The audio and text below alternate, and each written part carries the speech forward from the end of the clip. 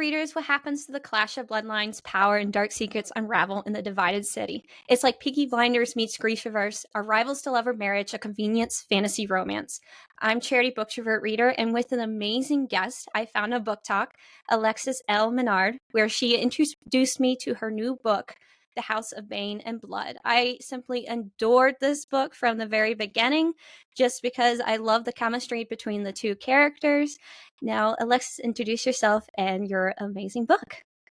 Hi, well, thank you so much for having me on, firstly. My name's Alexis L. Menard, and I write adult fantasy romance. And people most know me now as the author of House of Bane and Blood, because that's my most notable Right. book to date so far. So, yeah. I believe when I was kind of looking around, you did write another series before this one, right? Yeah. But what I really liked, you got Camilla, Mm-hmm. and this is like a science versus magic kind of type of world. And, it's kind of like West Side Story almost to me, the way it was reading. Yeah. And, and her family's going bankrupt, and the marriage of convenience comes in, and she has to marry Nico. Mm-hmm. So tell me a little bit how you came about with this story and what inspired you. So I was originally writing a different book, but then I just had a baby, so I was glued to my couch watching Netflix for several weeks, Right. and I turned on Peaky Blinders because I was like, I still haven't watched this yet, so I started binging it, and I was like, this is the vibe, this is what we're going with. Like, I loved the time period, and then just like the rival families, but of course, I'm a fantasy writer, so I'm like, how can I like put some magic in this world, And I struggled with where to start it. So I wrote several chapters and I was like, it's not the right hook. I was like, Right. this isn't the right place to start. And then I saw the scene where John Boy is getting married. They like set him up to this arranged marriage with one of the gypsy girls, and I was like, "That's it. We're doing an arranged marriage, like for sure." I was like, "That's it. That's what we're gonna do." So I was like, "Okay, so we're gonna do an arranged marriage," and so I was trying to figure out what the best way to like introduce him as, but I felt like it would hit harder if she had met him before, like in a mysterious way or something like that. So I ended up not writing what is the first chapter until like halfway into the book, but I was like, oh, this feels like them, because I didn't really understand who they were until, I get further into the book, and then I'm like, okay, now I get their personalities, now I feel their like what they're like. So I went back and I wrote that first chapter, and I was like, yes, this is them. This is like the perfect way to start this book. So that's kind of how I started it off. Yeah, because I remember you when reading the book, I was thrown off just a little bit because they didn't know each other. She's kind of doing like this one last thing before she had to get married, because it was going to be someone totally different. Right. And they had a chemistry moment. And I thought that was pretty interesting to start out your story like that. And so, Yeah. The goal is always to like increase the tension as much as possible. And I feel like if they knew each other and knew they had chemistry before they knew who each other were, that would be a really good way to like just kind of add to the angst a little bit, So I hope it worked. well, it was just like being pulled by a horse, how you were dragging that along on that one. So I just, I love a good angst in a book, and you just drew that out, and I appreciate that, because sometimes I don't like that instant romance that happens. So they really hated each other. I was a little worried about it. I was hoping people weren't going to think it was like an insta love situation, because I mean, I feel like it's just very natural to like hit it off with someone that you just met, and it's not necessarily insta love, but then when she meets him and she figures out who she is, she's like, oh, just kidding, no, and like totally blocks off those feelings for him. So it's not insta love for anyone listening. Just insta attraction, I guess. I don't know, which is totally. So I liked how you wrote it in multiple POV and his. Did you have to draw inspiration on his character from people around you or anything like that? So Me and a lot of people love the banter between them. Mm-hmm. And me and my husband, like, we have very similar banter. Like, we have like just very dry humor back and forth. Um, it's kind of me who comes from like the big loud family, and him that's like the more reserved, quiet one. So that was just very easy for me to write. It's just like all the dynamics with the family and with them. As far as his like getting in Nico's head, the show Peaky Blinders was really helped.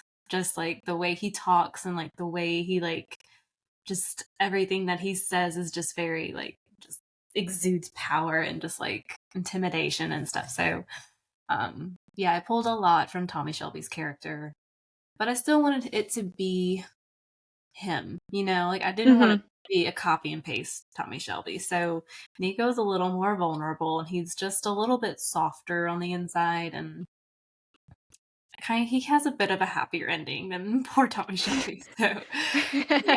So he's definitely not copy and paste Tommy Shelby, but there's a lot of personality similarities for sure. Now I feel like I need to watch Pesky Blinders now. Oh my god. It is so good. I'm not like a mafia person at all, but oh my god, the show is like it's so good. So good. I mean, I like how you drew in kind of it's like a historical fantasy kind of a deal because you brought it Mhm. in kind of with that past, but it's also I think you used a lot of steampunk elements to it, which I'm happy for. What made you decide to bring those elements as like the steampunk elements and things like that into your story? Honestly, yeah. So I personally just love that time period so much. I love the industrial era. I love the idea of, just all these like new technologies being introduced into the world, and just everyone just trying to compete to get the next best thing. And I just love that time period so much. I feel like Hmm. it can be very dark and gritty, but also very like romantic at the same time. And it's also just something that we don't really see in fantasy right now. Yeah. As far as me, when I write my books, I try to write something that I've never read before. As being an indie writer, I have a very narrow window to kind of get my stories out there, and so I have to make sure they're very, very different and very, unique. So I chose this time period specifically because I'd read a lot of fae romances that I love, and I'm Hmm. a total sucker for fae romance. I I just think wanted to, 90% of the books are yeah, Fae. right. So, and I actually read a book last year called The Prince of Prohibition that I am total simp for. I love it so much. It's like Prohibition era, but it has fae and all that stuff. So, Hmm. I took a little bit of like inspo from that, and it was just like, I don't know. I just really loved. I had this world in my head for a very long time, but I just Right. could never find the right story to put in it, and Mm. then I found it. So, if that makes sense. But And I it's will say one thing that I pulled a lot from this world was video games. There's a video game called Dishonored, um, okay. and it's an older game, but the main character's name is Corvo Atano, so that's where I got the last name for. And it is very like the world has a little bit of similarities. It's very like wet and dark and dreary and just it's perfect. So I definitely had this world in my head for a very long time, but it was finding the story for it. So you said you pulled some inspiration. I'm wondering if I don't give too much away, but there's like technically vampires in this book. Yeah, And I think, but you added such a nice twist to it. They're not the regular blood-sucking vampires. right. They stalk the night. But no, they're like henchmen. They're like their own little mafia. Yeah, right. I thoroughly enjoyed that. And and just talk about more about that. And then I would love for you to talk about the science versus the magic that you built in this world building. Right. So I wanted everyone's magic to have kind of like a purpose. Um, so based off like the lore and stuff, like the remnants of these saints, they have these powers because they needed it for like the war that was waged a Hmm. long time ago. And so these powers that stem from them need to be kind of necessary for survival and for fighting and for things like that. So I did the blood remnants like a vampiric kind of, just because it's familiar enough that it would connect with people, but then I put a little twist on it to make it feel kind of new. So they don't survive off blood, but it gives them like that hunter ability to where they're just like fantastic hunters. It also gives them like a modern day kind of like perk, I guess, that they can kind of use to their advantage in their world, in their modern world. So I try to give everybody like their own little thing that would make them unique and purposeful in a modern day setting, but also make it sense to the lore, if that makes sense. Yeah, that makes a lot of sense. Because it's like, how do you describe your child? You know? No pressure, okay? Just read it for yourself. Yeah, it's hard to explain. I know, yeah, because you created it so to be so unique, and I thoroughly enjoyed it because it was refreshing. It's not your typical fantasy read that is coming a lot, published a lot. The science and magic, it's like a big dividing line. Milo, which is the female main character, has the science backed, and Nico is the magic. So I kind of always thought like, okay, so in these worlds with people that have magic and people that don't have magic, I feel like the people that don't have magic would have come up with something to kind of like even the scales a little bit. And so I wrote, I kind of was just kind of like free writing the first chapter or whatever of this book. And she says, we have science, we have steam, but soon we had war. It just kind of gives her like that, like, yeah, they have magic, but we have something better, something that we can improve on and study and like get better. So that's kind of where the magic versus science came from, just because if these people across from them were rivals and they have magic, I needed to give the people that didn't have magic some kind of advantage and something to fight back with. And it really worked with the industrial era, of the world. So, and it helped me like kind of, I love steam trains too. I really wanted to write a story with a steam train in the center. I don't know why. I think it's because I live in a very small town and we have a train track that goes through the middle. And so we have this old like 1800 steam train, like just parked there as like a monument. So I see it every day and I'm like, I want to write a steam train. And so yeah, I made her this. I don't know where that came from, to be quite honest with you, but she was, the steam train heiress and stuff, and it just all worked. I don't know. It's hard to like really explain. Sometimes the story just kind of finds itself as I was writing, and sometimes I just write that first chapter to really get like who this person is and like what the world is and what's going on, and all the elements just kind of came together with the industrial era, I guess. Right. I'm glad you said that, like the train, because it was a common theme that you wrote throughout your book all the way to the very end. You got to read it to know. I figured, and not to give anything away, but I struggle. I wrote the ending. Like I wrote 4 or 5 different endings. I have so many endings for this one book. But I was like, it starts with a train. It needs to end on the train. So that's how we figured out the ending. It had to have the train in there. Like it's all about the train.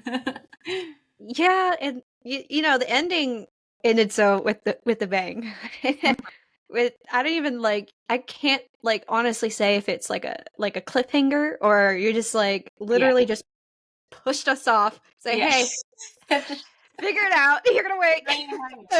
Jumped off. Yeah. Well, I think so. I feel like there's different kinds of cliffhangers. There's like cliffhangers where you feel satisfied because the story like did what it was supposed to, and you got it resolved itself. Right. But then something else like has a new problem has formed.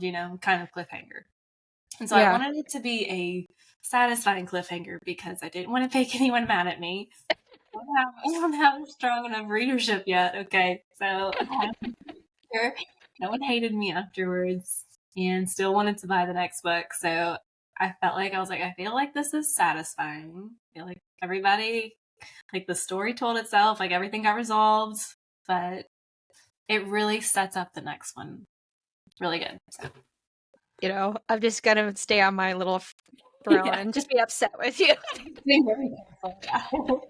It's like, Like, try not to spam your comments. Like, when do you come with the second book? When do you come with second book?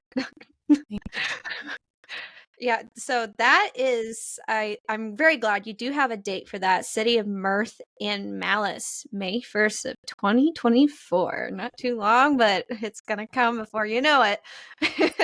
I'm like scrambling right now. Great. I'm just waiting. No pressure. I hope you sweat. So, what was unique, and I've had a few of my readers ask about this, was actually the disability rep of the main character, Nico. He has a prosthetic arm, and I was just, what inspired, I keep using inspired, but what got you to put that in there to represent that? I honestly can't remember why. I just okay, so whenever I make my main characters, I want them to be unique enough to know, like, if you saw them in a drawing, like on character art, you know exactly who that is. So, for example, Right. like SJM's characters, like you don't have to read the caption. You know exactly who they are, Right. because they're so identifiable. So I really wanted to make everyone very identifiable, but also I really enjoy when characters are just, they have weaknesses that are both physical and emotional. Nico, his hand, I can't remember exactly why I chose his hand exactly. I just remember like scrambling in my notebook. Like I was like, I think I might have saw like a picture on Pinterest of like a prosthetic, like cyborg hand or something. And I was like, oh, Right. that's cool. And then I was like, well, how would he move it? Because we don't have, like the science right now in this time period to be moving prosthetic hands. And I was like, oh, he's an airbender. I'll just, the tube's hollow and he can just, so. But yeah, as soon as I thought of that, I was like, that's definitely him. That's, and it is, a great disability rec as well, because we don't see a lot of and because it's fantasy, we don't see a lot of prosthetic arms and stuff, because there is that lack of technology in fantasies. So in this world with metal and industrial stuff, it works really well. And so yeah, I'm really happy that it's just crazy because they really do, like, these characters, they just kind of pop up and they make themselves. And yeah, I just love the idea of it.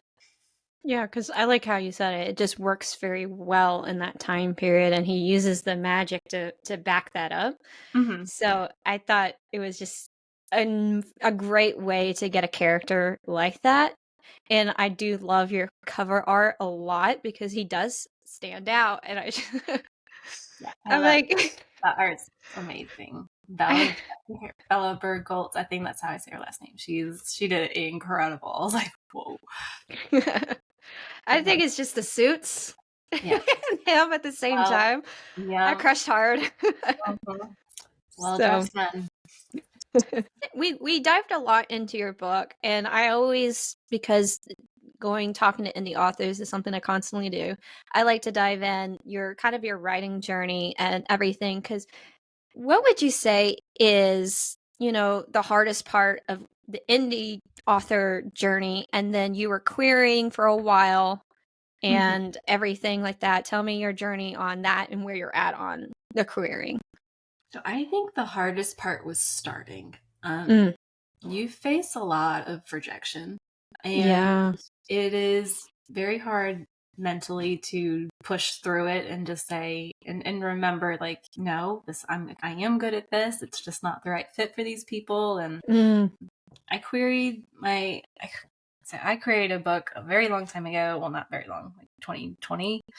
Feels very long ago, but it will never see the light of day. It was not ready. It was not, no, it's just not, it was not good. It wasn't good. But I learned a lot about querying, and I learned a lot about how to write a book, how to pace a book, and how, like, elements of a story. Like, I needed to learn a lot. And querying really helped me, because I did get feedback from agents. I did get feedback from, like, small presses and stuff. And I applied that to the next book that I wrote. And then eventually I did get a yes from a small press that I'm no longer with. But, I learned a little bit more from them about writing and then about marketing and everything. So I feel like every book you write, you learn a little more and you get a little further and you just improve your craft. But starting out is just really hard because I think when I first started, everyone was like, look, this is going to take a while. It's going to take a few years. And I'm not that kind of person. I'm a very like, nope, I like my quick gratification. Like, I'm going to do this. I'm going to go here and do this. Okay. Like, I have all my ducks in a row. Like, I don't wait for things. Honest. I love it. Yeah, that was my journey. A lot of waiting. And I wish I could go back and tell 2020 Alexis that she would have an agent, but she wouldn't get an agent until the end of 2023 after her 5th book, okay? But yeah, starting off is going to be the hardest part of the journey to me. You have to find your readers, you have to find your genre, you have to find what you like and what you want to write and make your brand. And it is so hard, and you have to be so patient and just push through all the lack of attention, I guess, like the comparison to other people in your field and everything. So it's still a daily battle. I still compare myself all the time, and which is ridiculous. It's ridiculous to compare myself, but we all have different lives going on in the background, so it's just starting off is the hardest part, but it doesn't get that much easier. So, what would you say out of all that, all rejections, feedback, and things like that, did you apply to actually House of Bane and Blood?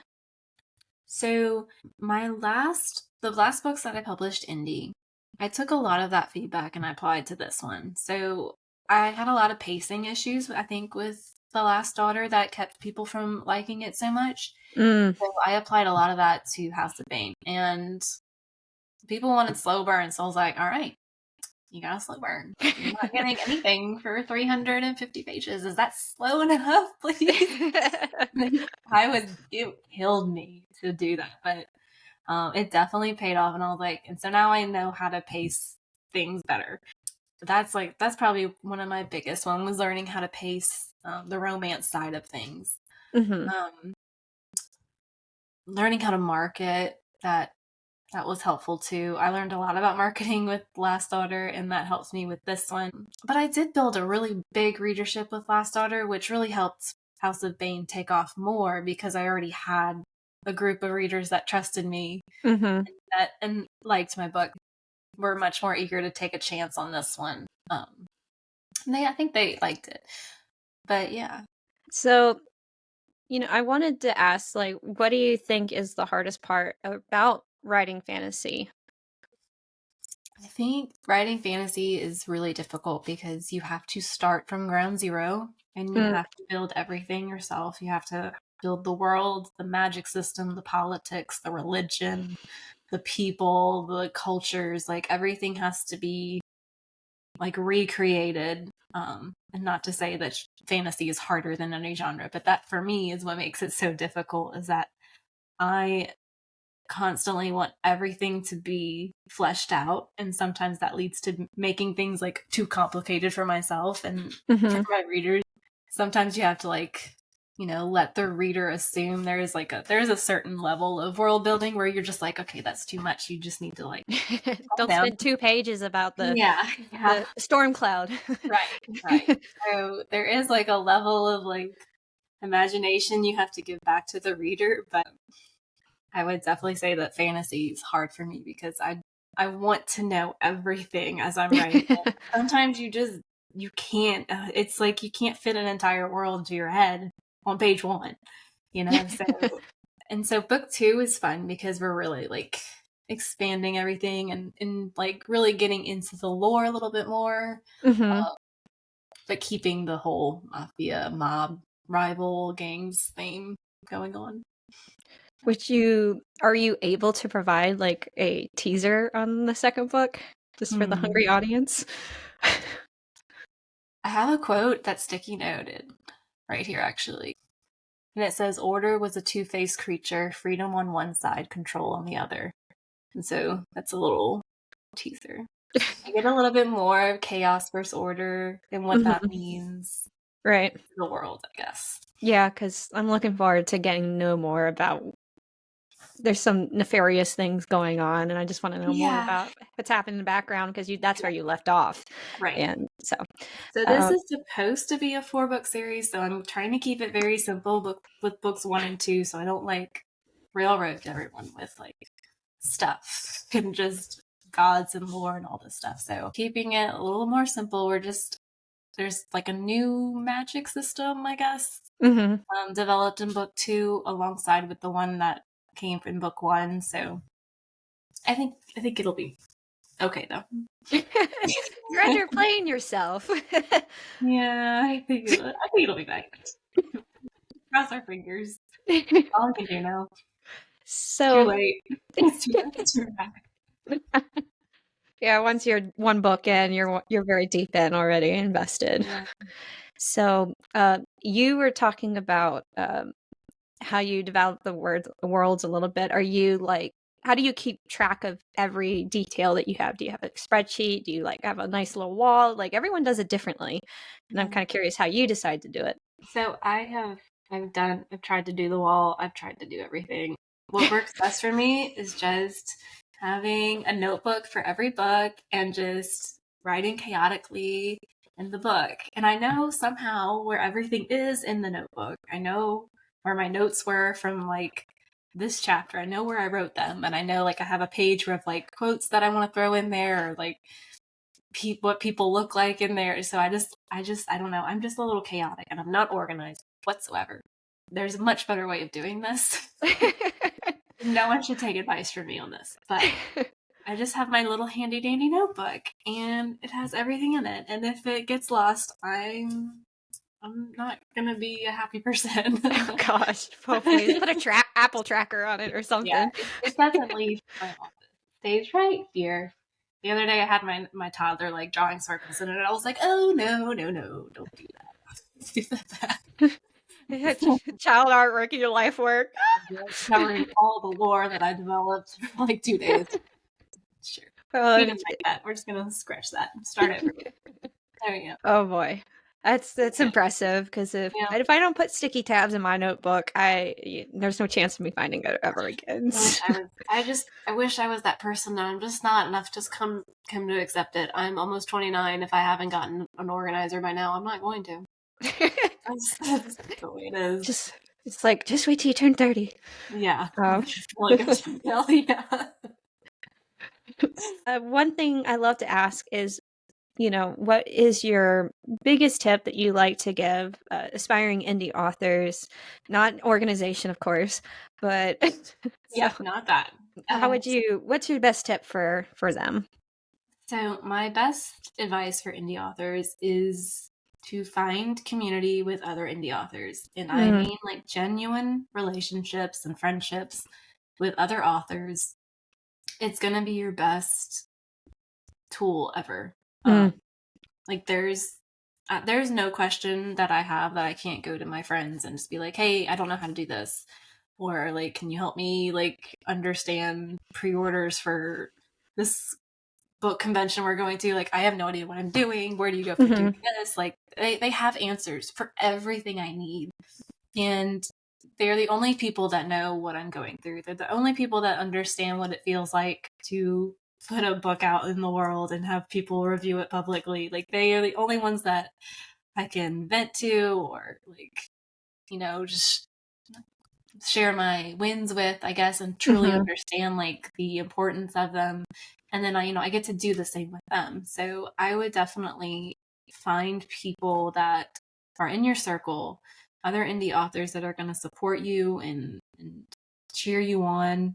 Because honestly, it's the only way you're going to get through this. It would be really hard to do this alone. Writing itself is solitary, but publishing is, you need your team, you need your people. So I would definitely, that's my biggest advice. I feel I say that all the time. Just find your people and find your other indie authors to hang out with and talk to every day. I talk to my author friends every day. Talk to them more than like my mom. Okay. That's a lot. So I'm just saying. Yeah. And I can't wait to actually meet them in person this year. I'm so excited. So Oh, you're gonna meet them at a convention or something? yeah, most of them, not all of them, but I'm gonna meet a lot of them at the Romantasy convention in Orlando. So Oh, okay. I will look that up that's a big quickly. one. I'm excited.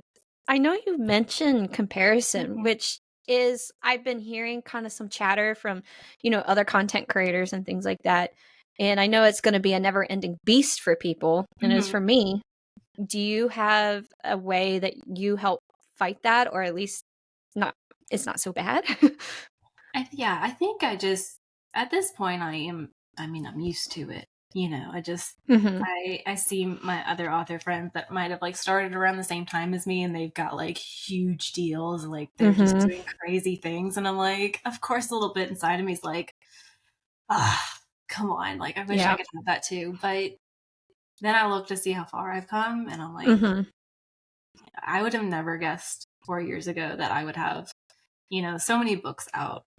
I'd be doing podcasts and talking to people, and I would get messages every day from readers saying how much they love my book. And like this stuff is like, I never could have like imagined this. So Mhm. when I started this, my goal was just to like make a book, just like to have a cover and have Mhm. pages inside. I never thought I would sell thousands of copies and I'd be on shelves around the world and like talking to people from all different countries and like I just I think it's good to just remind yourself how much further you were than where you started. Mhm. Remember that, a little bit is still growth. Even if you're just growing a little bit, it's still growth.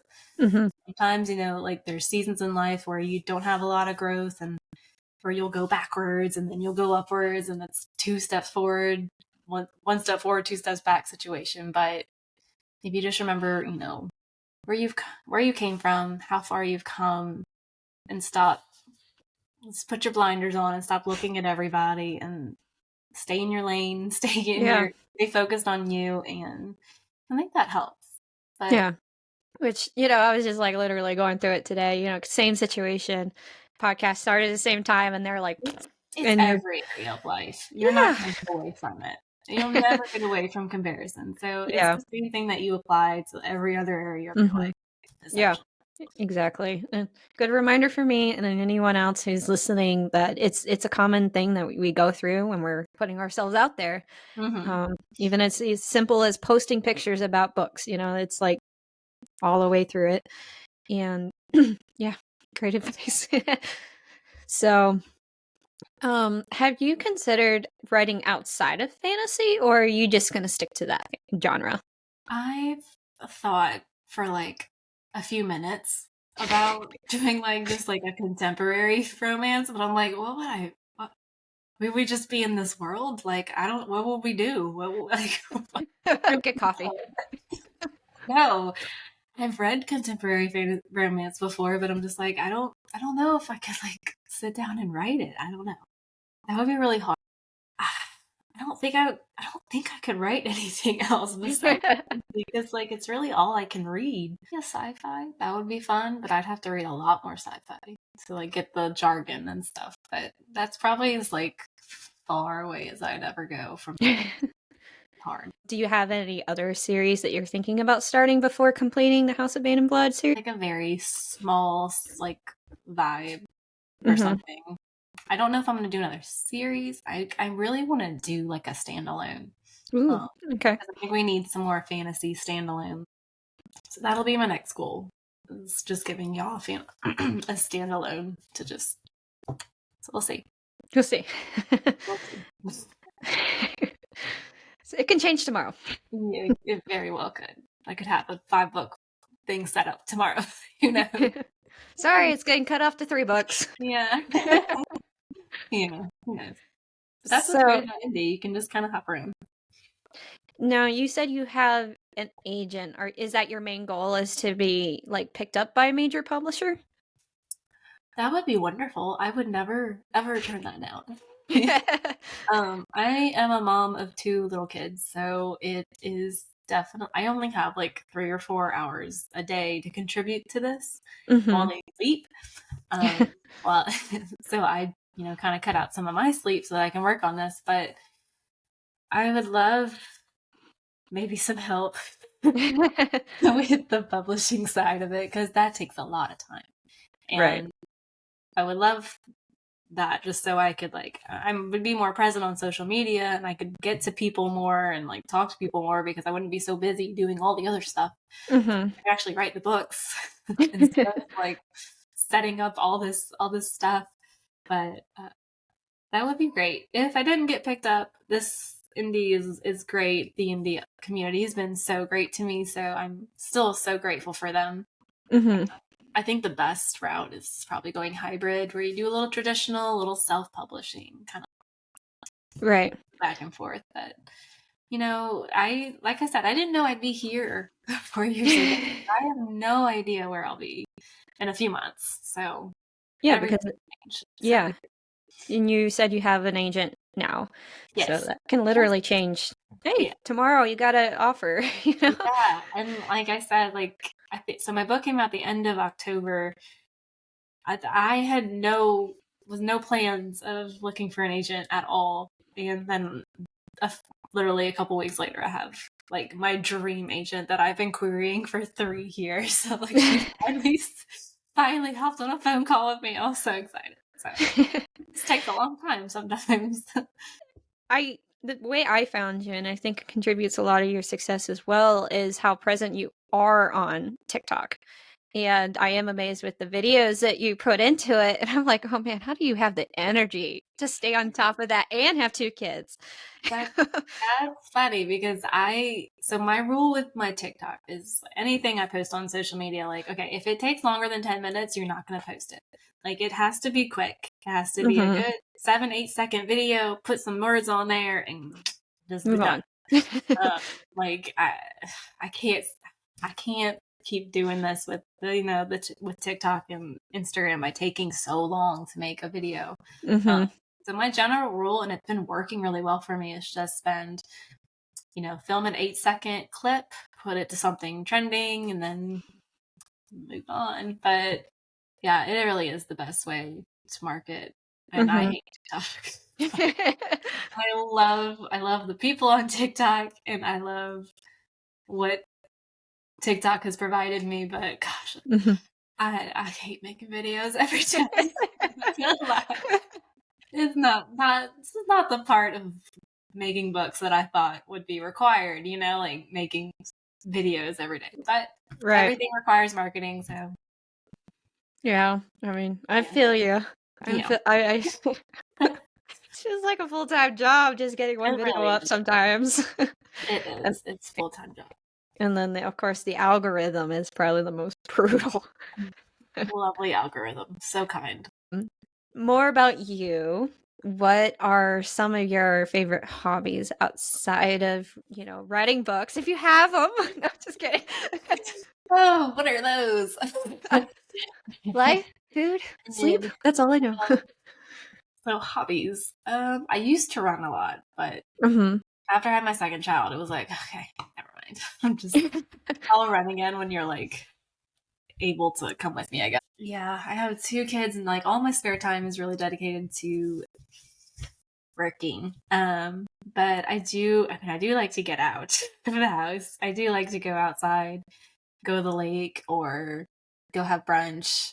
I like just hanging out with people as much as possible, because I'm either writing or spending time with a 3-year-old and a 1-year-old.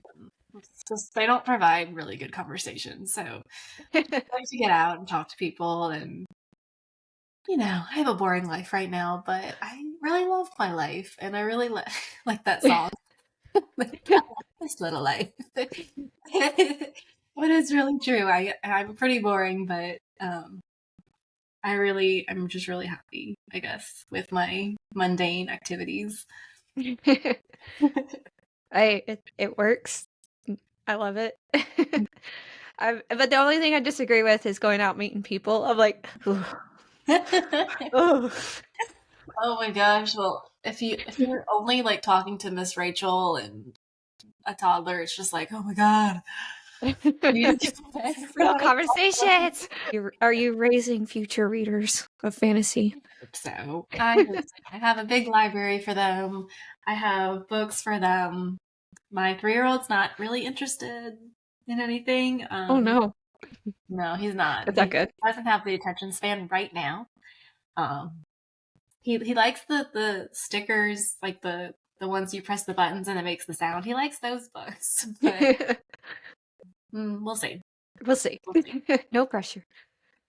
A little pressure. A little pressure. Just a little. You know, you got to read your book by age 5. I don't want to assume, but do you are you full time at home right now, and then trying to make writing as your full time job as well? Yes. So I used to work part time as a nurse because I do have my RN, which I stopped working full time when I had kids because it was impossible. And I love being home with them, and nursing takes a lot out of your cup.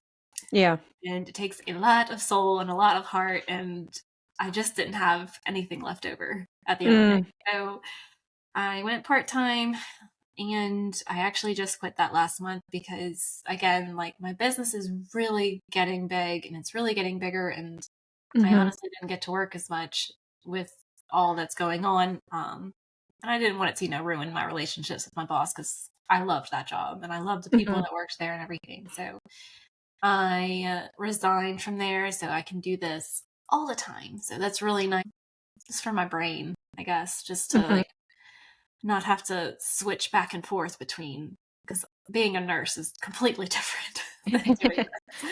So yeah. I was just like, I couldn't keep switching back and forth from writing and then going to try to give medications, and I'm like, my brain was exploding. So I'm like, let's just take some time.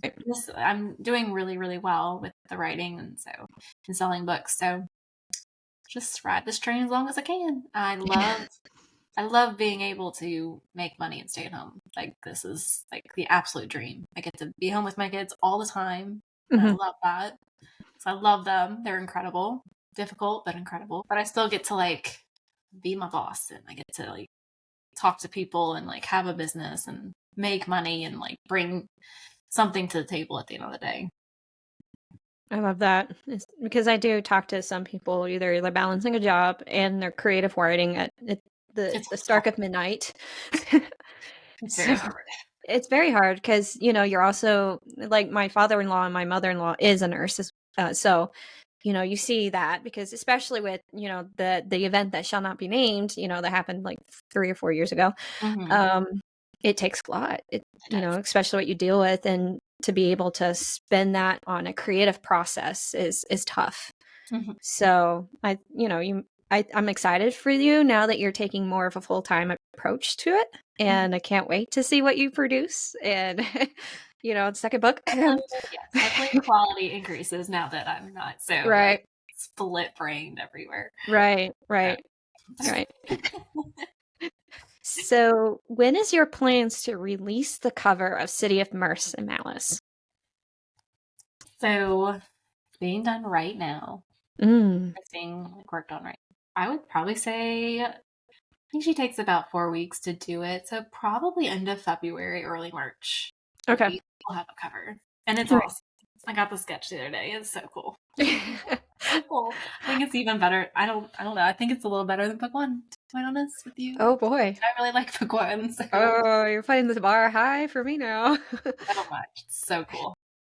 Love it. So, and just to wrap this up, tell our listeners to where we can find you, where you can buy your book, and all that fun jazz for everyone. So I do have a website, Alexis L Menard. You can go to. I do have a forum. You can contact me on that. My best and most active platform is Instagram, and my handle is Alexis L Menard, and it's the same handle as TikTok as well. I'm pretty much only on those 2 platforms as well as far as social media goes. I'm on Threads a little bit, but it's a dying platform. Yeah, we'll see what Threads does. Twitter is just Twitter X, whatever. That I'm not on that. So my website and my 2 socials are probably the best place you can find me. Okay. And I'll definitely link all those in the show notes below so everyone can find it. Definitely follow Alexis on her books. She has a lot of amazing things coming. I can vouch her book was amazing. Definitely to pick it up. It is available on Kindle Unlimited currently at this, at this recording. So definitely give her a try. And any last hurrah before we end the recording? No, I just want to say thank you so much for having me and for everyone listening to my mundane writings. So, all right. Well, thank you so much for joining us on my podcast. I am excited to share the world with your work and looking forward to seeing what you do. Everyone, thank you for joining us and catch you next time, readers. Bye. Thanks. Bye.